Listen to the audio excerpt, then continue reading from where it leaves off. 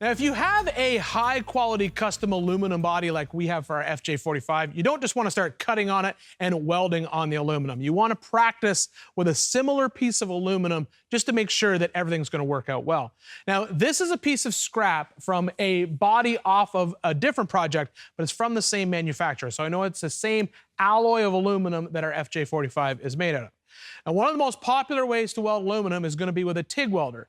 The problem is if you're going to TIG weld aluminum, you need a machine that is capable of AC TIG welding. Now, that's not difficult. You can get a machine like this ESAB Rebel. Now, this is the AC DC machine, and it's basically a multi-process welder. It can do MIG, stick, TIG, and it can also do AC or DC TIG. But if you don't have access to a TIG welder, you can weld aluminum with what's called a spool gun. Now, this is a Tweco spool gun. It's specifically designed to work with the ESAB Rebel because the Rebel line has welders that don't have AC TIG capabilities. So this spool gun will allow you to turn your ESAB Rebel into an aluminum welder without needing that AC TIG function. In order to convert your MIG machine over to a machine that can spool gun aluminum, you will need a tank of pure argon to feed down to the gun. This particular Rebel, because it has that AC TIG feature, it has an internal solenoid, so I'm able to hook my spool gun up to the front of the machine.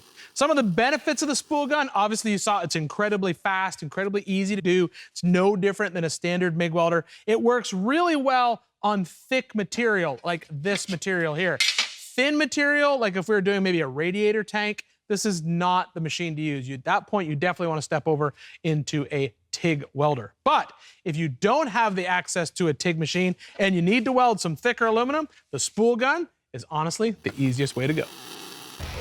This Build for Off-Road Welding Tip of the Trade is brought to you by ESAB.